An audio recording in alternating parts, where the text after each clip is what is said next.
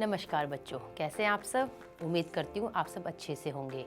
जैसा कि आप जानते हो, हमारा आज का जो पाठ है वो है इतिहास की पुस्तक का कक्षा 6 का 8 नंबर 4। क्या बताती है हमें किताबें और कब्रें।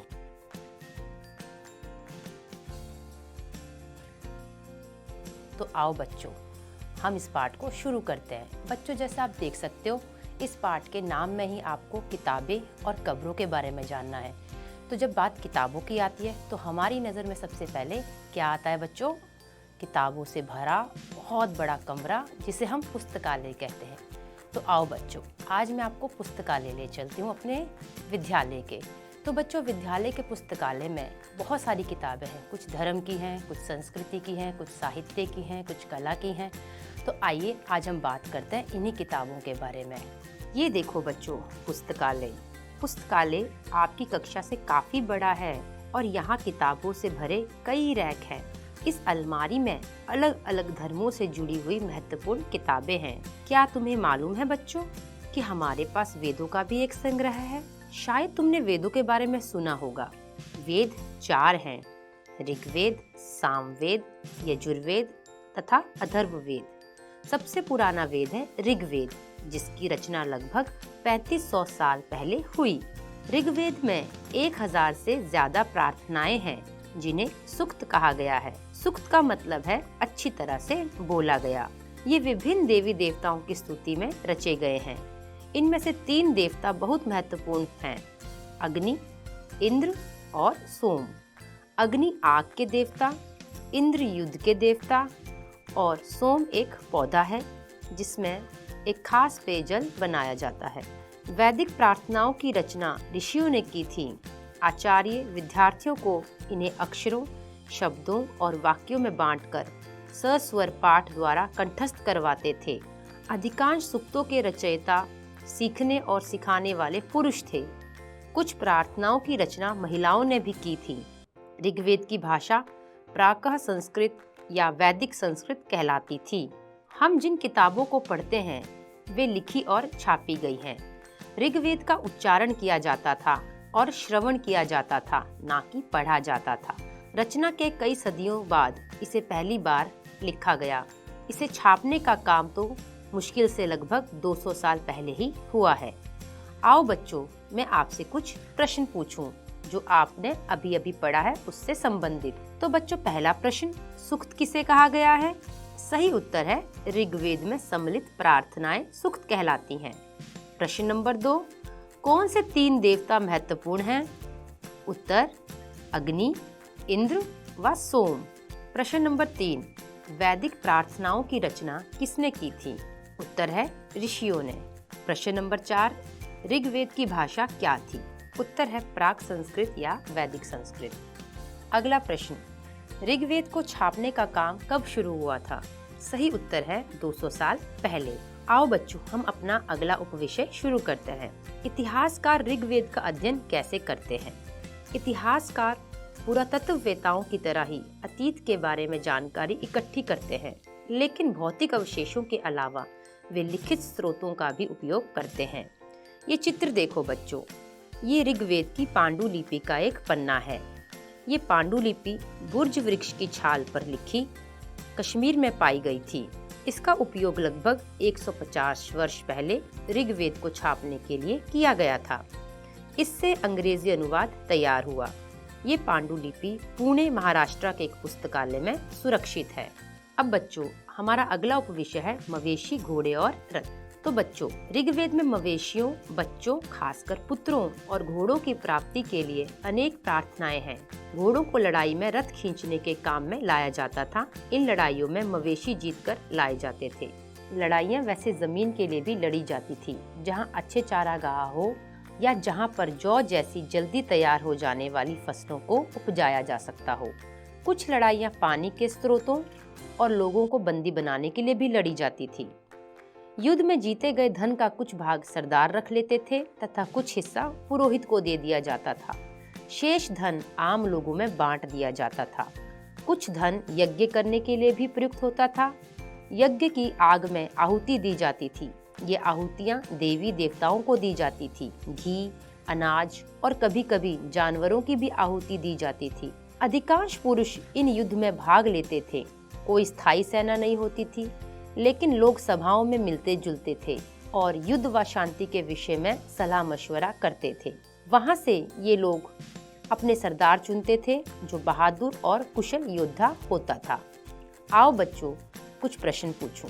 पहला प्रश्न, पांडुलिपि किस वृक्ष की छाल पर लिखी जाती थी? उत्तर है बुर्ज। रिक्त स्थान भरो। पहला रिक्त स्थान, ऋग्वेद में रिक्त स्थान, रिक्त स्थान, रिक्त स्थान की प्राप्ति के लिए अनेक प्रार्थनाएं हैं। उत्तर है मवेशियों, बच्चों, खासकर पुत्रों और घोड़ों। अगला रिक्त स्थान, रिक्त स्थान, रिक्त स्थान और कभी कभी रिक्त स्थान की भी आहुति दी जाती थी। सही उत्तर है घी, अनाज और जानवरों।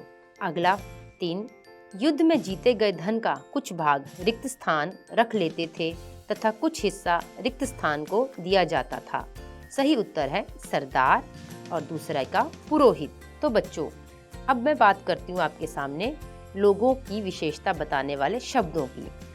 लोगों का वर्गीकरण काम, भाषा, परिवार या समुदाय, निवास स्थान या सांस्कृतिक परंपरा के आधार पर किया जाता रहा है। ऋग्वेद में लोगों की विशेषता बताने के लिए कुछ शब्दों को देखो। ऐसे 2 समूह हैं जिनका वर्गीकरण काम के आधार पर किया गया है।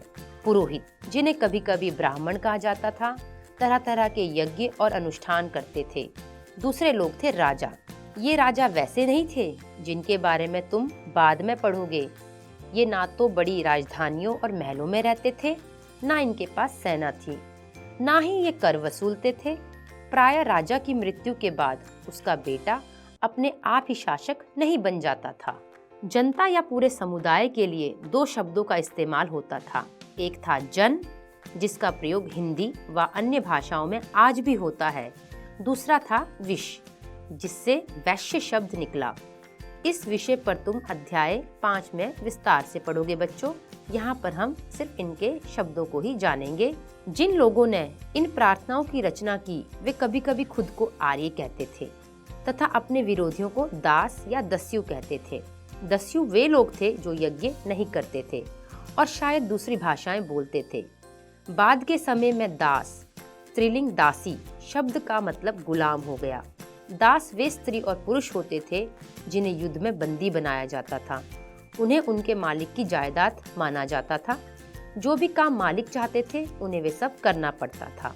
जिस युग में उपमहाद्वीप के उत्तर पश्चिम में ऋग्वेद की रचना हो रही थी, उसी समय दूसरी जगहों में अलग अलग तरह का विकास हो रहा था। आओ बच्चों, मैं आपको खामोश प्रहरी कहानी महापाषाणों की बातें बताती हूँ। ये शिलाखंड महापाषाण, महा मतलब बड़ा, पाषाण मतलब पत्थर, नाम से जाने जाते थे। ये पत्थर दफन करने की जगह पर लोगों द्वारा बड़े करीने से लगाए जाते थे। महापाषाण कब्रें बनाने की प्रथा लगभग 3000 साल पहले शुरू हुई। ये प्रथा दक्कन, दक्षिण भारत, उत्तर पूर्वी भारत और कश्मीर में प्रचलित थी। कुछ महत्वपूर्ण महापाषाण पुरास्थल मानचित्र 2 में दिखाए गए हैं। कुछ महापाषाण जमीन के ऊपर भी दिख जाते हैं। कुछ महापाषाण जमीन के भीतर भी होते हैं। कई बार पुरातत्वविदों को गोलाकार सजाए हुए पत्थर मिलते हैं। कई बार अकेला खड़ा हुआ पत्थर मिलता है। यही एकमात्र प्रमाण है कि जो जमीन के नीचे कब्रों को दर्शाता है।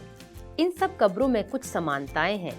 सामान्यतः मृतकों को खास किस्म के मिट्टी के बर्तनों के साथ दफनाया जाता था, जिन्हें काले लाल मिट्टी के बर्तन के नाम से जाना जाता है। इनके साथ ही मिले हैं लोहे के औजार और हथियार, घोड़े के कंकाल और सामान तथा पत्थर और सोने के गहने। आप इस चित्र को देखो बच्चों। इस तरह के महापाषाण को ताबूत, शवाधान, सिस्ट कहा जाता है। यहाँ दिखाए गए सिस्ट में एक पोर्ट होल यानी कि बड़ा सुराग है, जो शायद पत्थरों के बने हुए कमरे में जाने का रास्ता था। ये चित्र देखो बच्चों। महापाषाण कब्र में मिले लोहे के सामान, बाईं ओर घोड़े के सामान, नीचे बाईं ओर कुल्हाड़ियाँ और नीचे एक कटार। ये सब इन महापाषाण कब्रों में दफनाई गई थी। तो बच्चों, अगला उपविषय है लोगों की सामाजिक असमानताओं के बारे में पता करना। पुरातत्वविद ये मानते हैं कि कंकाल के साथ पाई गई चीजें मरे हुए व्यक्ति की ही रही होंगी। कभी कभी एक कब्र की तुलना में दूसरी कब्र में ज्यादा चीजें मिलती हैं। मानचित्र 2 पर ब्रह्मगिरी को खोजो आप। यहाँ एक व्यक्ति की कब्र में 33 सोने के मनके और शंख पाए गए हैं। दूसरे कंकालों के पास सिर्फ कुछ मिट्टी के बर्तन ही पाए गए हैं। ये दफनाए गए लोगों की सामाजिक स्थिति में भिन्नता को दर्शाता है। कुछ लोग अमीर थे तो कुछ लोग गरीब, कुछ लोग सरदार थे तो कुछ उनके अनुयायी। कभी कभी महापाषाणों में एक से अधिक कंकाल मिले हैं। वे ये दर्शाते हैं कि शायद एक ही परिवार के लोगों को एक ही स्थान पर अलग अलग समय पर दफनाया गया था। बाद में मरने वाले लोगों को पोर्ट होल के रास्ते कब्रों से लाकर दफनाया जाता था। ऐसे स्थान पर गोलाकार लगाए गए पत्थर या चट्टानें चिन्हों का काम करते थे, जहां लोग आवश्यकता अनुसार शवों को दफनाने दोबारा आ सकते थे। आओ बच्चों, मैं अब आपसे कुछ प्रश्न पूछूं। तो बच्चों, मेरा पहला प्रश्न है, काम के आधार पर किए गए वर्गीकरण के 2 समूह कौन से थे? उत्तर है पुरोहित, दूसरा है राजा। अगला प्रश्न, क्या राजा की मृत्यु के बाद उसका बेटा अपने आप ही शासक बन जाता था? हाँ या ना में उत्तर दें। उत्तर है नहीं। अगला प्रश्न, जनता के लिए इस्तेमाल किए गए 2 शब्द बताएं। उत्तर है जन, दूसरा विश। अगला प्रश्न, खुद को आर्य कौन कहते थे? उत्तर है जिन लोगों ने ऋग्वेद की प्रार्थनाओं की रचना की, वे कभी कभी खुद को आर्य कहते थे। अगला प्रश्न, दस्यु कौन थे? उत्तर है वे लोग जो यज्ञ नहीं करते थे। आओ बच्चों, अब मैं आपको एक विशेष गांव की बात बताती हूँ और वहाँ पर मिली एक विशेष व्यक्ति की कब्र की बात बताती हूँ। मानचित्र 2 देखो फिर से बच्चों। इसमें आपको इनाम गांव खोजना है। आप सब खोजो इनाम गांव कहाँ है। ये रहा इनाम गांव। ये भीमा की सहायक नदी घोड़ के किनारे एक जगह है। इस जगह पर 3600 से 2700 साल पहले लोग रहते थे। यहाँ वयस्क लोगों को प्रायः गड्ढे में सीधा लेटाकर दफनाया जाता था। उनका सिर उत्तर की ओर होता था। कई बार उन्हें घर के अंदर ही दफनाया जाता था। ऐसे बर्तन जिनमें शायद खाना और पानी हो, दफनाए गए शव के पास रख दिया जाता था। एक आदमी को 5 कमरों वाले मकान के आंगन में 4 पैरों वाले मिट्टी के एक बड़े से संदूक में दफनाया गया था। बस्ती के बीच में बसा ये घर गांव के सबसे बड़े घरों में से एक था। इस घर में एक अनाज का गोदाम भी था। शव के पैर मुड़े हुए थे। क्या तुम्हें लगता है बच्चों कि किसी सरदार का शव था? अपने जवाब का कारण बताएं। मुझे तो लगता है कि किसी सरदार का ही घर था। क्यों? क्योंकि घर बहुत बड़ा था। वहाँ पे अनाज के गोदाम भी थे और घर में बहुत सारे कमरे भी थे और घर बिल्कुल गांव के बीचों बीच था। तो मुझे पूरा यकीन है कि किसी सरदार का ही शव रहा होगा। आओ बच्चों, मैं आपको आगे बताती हूँ क्या बताते हैं हमें कंकालों के अध्ययन। छोटे आकार के आधार पर बच्चे के कंकाल को आसानी से पहचाना जा सकता है, लेकिन एक बच्चे और बच्ची के कंकाल के बीच में कोई बड़ा फर्क नहीं होता। क्या हम ये पता लगा सकते हैं कंकाल किसी पुरुष का था या स्त्री का? बच्चों, कभी कभी लोग कंकाल के साथ मिले सामानों के आधार पर इसका अंदाजा लगाते हैं। उदाहरण के लिए, यदि कंकाल के साथ गहने मिलते हैं तो कई बार उसे महिला का कंकाल मान लिया जाता था। लेकिन ऐसी समझ के साथ समस्याएं हैं। अक्सर पुरुष भी आभूषण पहनते थे। कंकाल का लिंग पहचानने का बेहतर तरीका उसकी हड्डिस्त्रियों की जांच है। चूंकि महिलाएं बच्चों को जन्म देती हैं, इसलिए उनका कटी प्रदेश या कूल्हा पुरुषों से ज्यादा बड़ा होता है। ये समझ कंकालों के आधुनिक अध्ययन पर आधारित है। बच्चों, आज से लगभग 2000 साल पहले चरक नाम के प्रसिद्ध वैद्य हुए थे। उन्होंने चिकित्सा शास्त्र पर चरक संहिता नाम की किताब लिखी। वे कहते हैं कि मनुष्य के शरीर में 360 हड्डिस्त्रियां होती हैं। ये आधुनिक शरीर रचना विज्ञान की 206 हड्डिस्त्रियों से काफी ज्यादा है। संभवतः चरक ने अपनी गिनती में दांत, हड्डिस्त्रियों के जोड़, कार्टिलेज को जोड़कर ये संख्या बताई होगी। तो बच्चों, हम वापस चलते हैं इनाम गांव के लोगों की तरफ। इनाम गांव के लोग के काम धंधे कि वो क्या व्यवसाय करते थे, क्या काम करते थे, उनकी जीविका क्या थी बच्चों। तो इनाम गांव में पुरातत्वविदों को गेहूं, जौ, चावल, दाल, बाजरा, मटर और तिल के बीज मिले हैं। कई जानवरों की हड्डियां भी मिली हैं। कई हड्डियों पर काटने के निशानों से ये अंदाजा होता है कि लोग इन्हें खाते होंगे। गाय, बैल, भैंस, बकरी, भेड़, कुत्ता, घोड़ा, गधा, सुअर, सांबर, चितकबरा हिरण, कृष्ण मृग, खरहा, नेवला, चिड़िया, घड़ियाल, कछुआ, केकड़ा और मछली की हड्डियां भी पाई गई हैं। ऐसे साक्ष्य मिले हैं कि बेर, आंवला, जामुन, खजूर और कई तरह की रसभरियां एकत्रित की जाती थी। तो बच्चों, आपको इस पाठ से पता चला कि हमारे भारत की जो पुरानी पुस्तकें थी, जिन्हें हम वेद कहते हैं, वो 4 प्रकार की थी। और उन पुस्तकों के बारे में हमें साथ में ये भी पता चला कि इन पुस्तकों में किन देवी देवताओं को उस समय पूजा जाता था। और साथ में हमें ये भी पता चला कि जो कब्रें मिली अलग अलग जगह पर, वो किसकी कब्रें थीं, किस तरह की कब्रें थीं।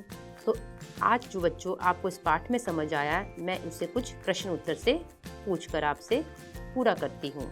तो आओ बच्चों, प्रश्न के लिए तैयार हो आप सब। पहला प्रश्न, वेदों की रचना का प्रारंभ कब हुआ? उत्तर है लगभग 3500 साल पहले। अगला प्रश्न, महापाषाणों कब्रों के निर्माण की शुरुआत कब हुई? उत्तर है लगभग 3000 साल पहले। अगला प्रश्न, इनाम गांव में कृषकों का निवास कब हुआ? उत्तर है 3600 से 2700 साल पहले। अगला प्रश्न, चरक संहिता कितने वर्ष पहले लिखी गई? उत्तर है लगभग 2000 साल पहले। आओ बच्चों, निम्नलिखित को सुमेल करें। एक तरफ है आपका सुक्त, रथ, यज्ञ, दास, महापाषाण। दूसरी तरफ है सजाए गए पत्थर, अनुष्ठान, अच्छी तरह से बोला गया, युद्ध में प्रयोग किया जाता था, गुलाम। अब इनको हम मिलान करें। तो बच्चों, सुक्त का मिलान हम किससे करेंगे? अच्छी तरह से बोला गया। अगला रथ का मिलान, युद्ध में प्रयोग किया जाता था। अगला यज्ञ, अनुष्ठान। अगला दास, गुलाम। और अंतिम महापाषाण, सजाए गए पत्थर। अब कुछ रिक्त स्थानों से भी मैं आपकी ज्ञान का पता लगाती हूँ। पहला रिक्त स्थान के लिए दासों का इस्तेमाल किया जाता था। सही उत्तर है मजदूरी। अगला प्रश्न, इनाम गांव में कौन कौन से फलों के साक्ष्य मिले हैं? सही उत्तर है बेर, आंवला, जामुन, खजूर और रसभरियां। अगला प्रश्न, गाय, भैंस, बकरी वो किस लिए पालते होंगे? सही उत्तर है दूध के लिए। तो बच्चों, आपको हमारा पाठ कैसा लगा? आशा करती हूँ आपको सब समझ में आया होगा। इस वीडियो को देखने के लिए आप सबका धन्यवाद। आशा करती हूँ कि आप सब कुशल मंगल रहेंगे।